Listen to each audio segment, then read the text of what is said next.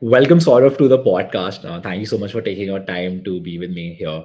I'm really excited about what you're building here. You got into Y Combinator. You have some interesting investors on your cap table. The product you're building, it's something that really excites me. So, would love to hear from you, Saurav.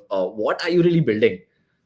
Sure. First of all, thank you for having me here. It's a great pleasure to be a part of a community which has been growing and happy to contribute my part on this as well. Just a quick background, I'm a founder and CEO of Infinity. We are a cross-border payments platform starting with India as a business center.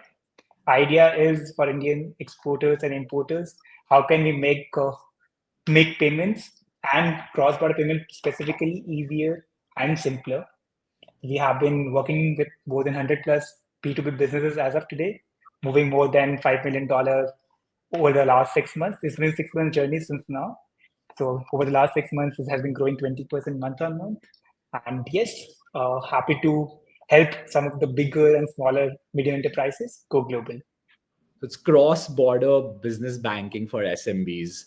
Uh, for Indians, this is the product you're building for Indians at the moment. Correct, that's correct. Understood. So, is this product you're building from your own experience, something you faced yourself in your journey, or this is something you just came across a problem when you were working? How did you come across this? What was the inspiration for the startup? So why we started this business? I come from business family, right? My father is an export. He's an exporter and importer. We are based out of Calcutta. From last 25 years, he has been exporting to USA, exporting to Dubai, exporting to multiple countries and importing as well. So I've seen his struggle of managing different bank accounts, different currencies. Like when a small amount of time that I have spent with him, I have seen him talking to his CAs, talking to multiple banks, talking to multiple relationship managers to get the best FX, get the best currencies, so that his money movement can be cheaper. And he has made a process out of it, and he has been doing that. And I've seen how he has grown over the time. And this is what we thought. This is just one businessman coming from Calcutta. We spoke to hundreds of customers, hundreds of people like those who are major exporters from India, and have seen that everybody struggles in managing their FX. So if you Hmm. look up the currency fluctuations, the new Russia-Ukraine war, or the new regime change in US, everything has a direct impact on if you're moving funds. And this is what we wanted to control or have a visibility, which primarily working with bank does not give them. And this is what we thought, if we can build a cross-border oriented banking platform, that would be something useful, starting with my own father's business and then maybe expand to globally. So I want to double click, and this is something a lot of people would be watching. It's investors, it's students, etc. Can you double click on the pain point which say SMBs face right now when they're doing this transaction, and what is right now which you are building, which is right now unique to you, which differentiates you from say other neobanks, Yeah. right now banking platforms, etc. Yeah. Uh, just let's understand what are challenges or who are the customers look like, and then I can go into details of different challenges they face, That'd be very and helpful. and then probably go into what we are offering today and what are plans for the future, right? So just to understand the ICP, these are businessmen probably doing something between 1 million to $20 million revenue over the years, over a single year, calendar year, having a major export import business. They might be more from goods suppliers to probably smaller chemicals to probably textile or something like that, right? Anything, it could be any industry for that matter. So currently, if they have to move funds, so what they do, they exactly work with multiple countries, multiple distributors, multiple vendors. They receive money from them if they're selling it outside, or they make the payment. The cycle of payments, the forex exchange, multiple things comes into picture. Payment cycle comes into picture. The forex comes into picture. The currency fluctuation come into picture. And today, all of these are being handled by a one bank or another bank. So if you give an example, my father currently works with 5 different banks to manage 5 different currencies. So he has managed to get the best yuan rate with DBS. He works with India, China, so he has got the best rate for yuan from DBS. He also has an ICICI bank for managing his USD. He also Hmm. has another JP Morgan bank to manage a different currency altogether. So he has managed to get a best deal because every penny counts for this customer. And he has been able to create that ecosystem for himself where he's able to move money, right? But More multiple banks. He has to like multiple open. banking partners. Got it. Exactly. Multiple banking partners, multiple relationships. And he has obviously has a team to manage all of it. That's one of the things. But why he has done that, we have to understand that, right? To get so as I said, challenges being there's a lot of money movement happening. You don't have a clear visibility of what's happening, number one. Secondly, the fluctuations and the market conditions changes impacts your business as well, number two. Payment cycle with each vendor differs as well. So many of the vendors pay in 30 days, many of the vendors pay in 60 days, post shipment, pre shipment. There's a multiple terminologies that are being used. And all of this currently are being managed by bank for financing, right? Like, for example, you have a vendor in Dubai who you want to supply the material, who has placed an order with you. You started manufacturing with him, but his terms are after shipment, post shipment, they will pay you money. So your manufacturing, the shipment cycle becomes 60 days. Your money has been given for manufacturing, it's in the shipping now, and you'll receive money after 60 days. And that becomes a huge challenge for a businessman like my father to manage the cycle ruling, so to manage the cycle of The running the cash. show. I Because get it. exactly it's Yeah. very cash intensive requirement, right? This is where banks play a major role today. So as I said, challenges become payments, challenges become getting the financing, and importantly, cash management as a whole for a company like my father. This Right. is what we thought as a banking platform. Can we create ecosystem layer where we are able to talk to multiple banks? First of all, help you with moving money. Number two, then with cash, obviously treasury become an important part of it, help you manage that cash. Number three, and then eventually payments and everything financing will can come into picture as well, where I do the financing for you. That's a long-term game. But that's the eventual ecosystem we want to cater to. Vision of is to become a player like that, where we have help you all of it, become a global bank eventually. But starting with one small problem, which is treasury, Indian treasury, and second is the payment, which we are live with as of today. Today, Infinity help exporters to move money across the border. If you are an exporter and receiving money from USA, Europe, GBP, we help you receive that money faster and cheaper. Once you receive that money, we also help you manage that cash as well, which is a treasury part of it, where you can Got invest that money into money market fund and earn up to 7% interest. Because this money does not give you, like if you look up current account does not give you any return. That's something we have done already. And then we are hoping to evolve and grow faster from here. So, as an investor, if I have to like ask you this question, what is the value add when you said you do it, you help SMBs do the transactions at a cheaper rate and at a faster rate? Can you Yeah. quantify that? Yeah. How does it work out? Yeah. To understand that, let me first give you an example of what currently cost of moving fund looks like, right? Yeah. So just an example, India-US corridor, you are receiving money from a vendor who is in the US in an Indian bank account, which is ICICI Bank, for Yeah. example. Yeah. So there are multiple costs associated once you move money. So one is SWIFT charges, which is the guy who is sending USD you have to receive money. There's a SWIFT cost associated, which typically runs between $25, $35, depending on their relation with the bank. That's one. Okay. Then there's a transaction fees, which includes the forex markup. Like if you look up, there's a mid-market rate between a USD to INR conversion. So typical banks charge you a forex markup, which ranges between 0.25% to 0.5%, depending on volume that you do. Number two, and then there's a third cost, which is correspondence bank charges. Since let's say your customer vendor has an SUV bank account, like Silicon Valley bank account, and you have an ICICI bank account, they do not have a direct communication. So there are Yeah. multiple hops in between as well. There's a charge for that as well. I think the many the hops more the cost. So typical cost become 2.5% to 3.5% depending on the volume that you drive. On top of the on top of the cost. Okay, got it. On top of the invoice order that you have. That's the total cost of moving money. And other than that, there are other challenges, which is visibility. It takes time to receive money via Swift. So 4 to 5 days, your money is stuck. If there's a holiday inside of the correspondence bank, your money is stuck as well. And then compliance, and then the end goal is the compliance as well, because once you receive money, there's a compliance angle that comes into picture as well. So what we have done to move that chain, so solving for three particular problem as of today. One is cost of moving fund. How can you make it cheaper? Can we make it cleaner and visible and simplified to track the payment? That's a tracking part of it. And third is the compliance part of it. Can I help you with the compliance of it? Because when you do movement of money, RBI has to have a view of why are you moving money. So what we have done is we have tried to put up everything in a single platform where you don't have to depend on the relationship manager of a bank. And with Infinity as your single partner, you can do all the transactions. So how do we do that? Next question comes in the mind, right? So what we do is we help you open local currency account in multiple countries. So let's say you are an exporter to US. So we help you open a local currency account in USA. Or let's say you Okay. export in Britain, we help you open a GBP account in Britain, and so on and so forth. So your end wonder, will you pay in a local currency?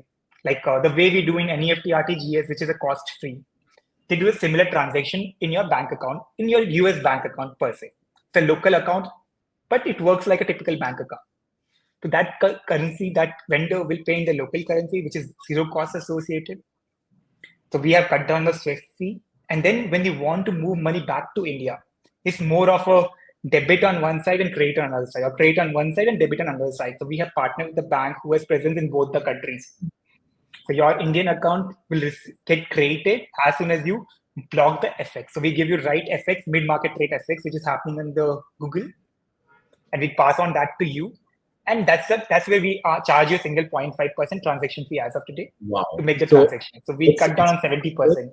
Got it. So it's Yes. fast. It's much faster. Instant transactions happen, and Yes. it's much cheaper as well to go through your platform. But I'm Exactly. very curious. What are the existing solutions right now? I've heard of multiple neobanks right now in India which are functioning open, etc. How are you different from them at this point? Thinking from just an investor lens right now. Yeah. So as you correctly said, there are multiple players in the Indian ecosystem trying to solve for multiple challenges. So if it's just an example, you need to the name of Open. Open primarily works when connected banking the Indian ecosystem. So For the Indian ecosystem. Okay, for not the cross Indian border. ecosystem, so not the cross-border. So think of it like the same challenges the Indian ecosystem will be there, right? You have ICICI Bank, you have Axis Bank. I don't have visibility of cash in both the accounts. I have to make a payment, vendor payments, or receive payments. Can you create a single layer for my Indian ecosystem? They do the very good work of that. So that's one of the biggest player in this particular area, for the Indian market. You think of the global scale who are there in the global world, who are trying to do the similar thing. There are players who have come up in the cross-border payments per se, which is very recent. Last 2 years, as we have seen multiple players coming into this particular domain, solving for the payments. So the players who are solving for each niches. So if you think, take example of Skyder, very great. Like last 2 years, they have done a phenomenal job. Took around some $10 million as an investment. So they have been working very particularly in the payment space today. There's a player called EximPay working the cross-border just for the cross-border businesses. So the players who took it a niche on the kind of market they want to target and solving. But they're either solving the payments for the freelancers or payment for ABC. What we are trying to do is not just a payment, we want to become a bank of a whole, which payment becomes part of that bank. So we are not just a payment player, we are a banking player, which helps you with today with payment, Treasury of India, probably FX in Treasury FX for the world as well, and solve for the global companies. Starting with India as a market, given I understand this market. Got it. Got it. No, this is very clear. I've understood the market and I've understood now very well the problem statement and how you're solving for it. So my next natural progression of question now, I will try to understand what is your business model. How do you plan to make money out of it? And number one, number two, how you plan to think how are you thinking of scaling this?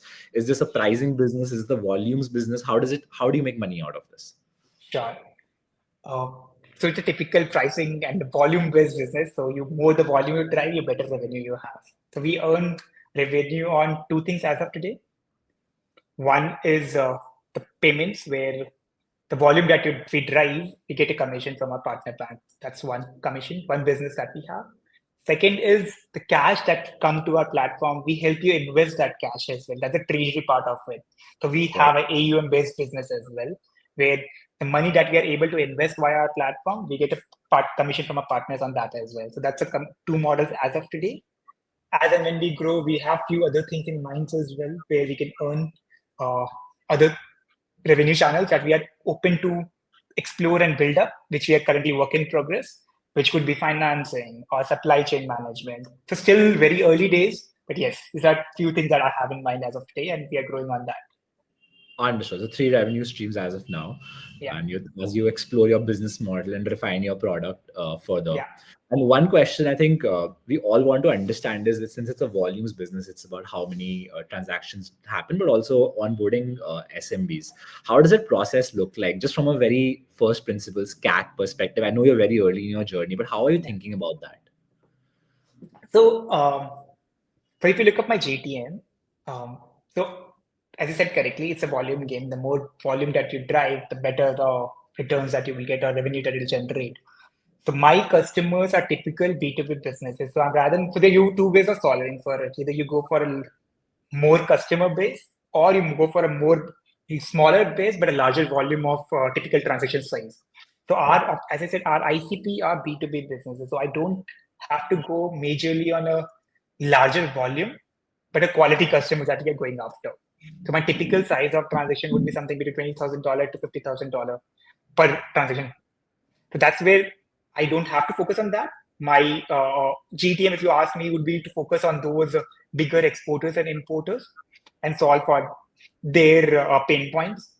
That's one. CAC would be, as I said, as you said correctly, it's too early for us. We do not track it directly. But yes, we understand with 4 or 5 transactions that we drive with them, it will be positive per customer level. That's how we look up when we'll get positive on the customer level transaction, right? So we'll be positive in third or fourth transaction per customer. Got it. Got it. No, this is very Yeah, helpful just to understand, how you're thinking about onboarding folks, how you're thinking about your GDM, yeah, and for completeness sake, the last bit about me building a view on your company will be to understand what are some of the key risks with your business, with the industry you're right now focusing on. How are you thinking about these key risks? And yeah. would love to hear your thoughts on that. Perfect. So definitely we are very much compliant by RBI. So RBI, we are in payments business, so we are very much compliant by RBI. So changes in the regulation is number one risk, I would say. But that's something we have to build as a DNA in our company. That's something we have inherently built as a first thing rather than be safe than sorry, right? So that one is like changes in the compliance from the RBI and banking perspective. Second, I would say, which is a bigger challenge, would be since we are in competition with the banks for providing these services. So if you look up 99%, more than 99% of this business is being driven by banks as of today. So we are directly competing with the banks to provide a service and quality which is better than banks and a rate which is comparable or cheaper than the bank, right? So it's becomes since in the payments it's all become a like who can give a cheaper rate at the end of the day. So that's Right. another challenge. But yes, we are figuring it out by giving them more value-added services, and we have built our clear niche on giving the service as well. So these are two main broader challenges or risk inherent in our ecosystem or problem that we're solving for. And I believe any business that you start new has its own challenges, and we are learning and we are loving it as we go. Got it. Got it. Last question. What are some of the short-term priorities you're actually like working towards? How does future in the next 1 year, 2 year, 1 to 2 years look like for you? What are you excited about the most right now? So I'll tell you my last 1 year experience journey, Yeah. and then how I see my next 1 year journey, right? So last 1 year has been a total phenomenal journey from coming from a starting of business, going to YC, getting selected over there, and then onboarding customers has been one of a humbling experience as well, right? Learning from a lot of them about the core business of like if you go and talk to a proper businessman, their major focus is towards the business, but not on the finance side of things. That becomes a side habit for them. But if you show them there's a value in what you're bringing, they're open to listening as well. So that's one of the biggest learning I have, and I'm incorporating that. Like the the challenges or the inhibition when you have as a like to onboard a customer as a tech, like you and me are a tech first generation, but the target audience of ours is not a tech first generation, right? So we had a hypothesis thinking it would be difficult to crack them. But now with 1 year into the business, we think we have found a way, and we have found them very receptive of the way we have approaching Yeah. them. So that's something is our next 1 year would be scaling up what we have been doing in the last 1 year and scaling that up from the GTM perspective. Two, from the product perspective, we have currently export live. So we currently only cater to the people who export from India. So we want to onboard import flow, like build the import flow and target import companies as well. That's two. And third, hoping by end of the next year, we would have financing coming in as well, where we know how much you do, we know how much time that it's there to receive the money. Can I do a finance of yours? That's Got I want to try a single POC by end of next year. But yes, that's my next year plan would be. Sounds like a good plan, Saurav.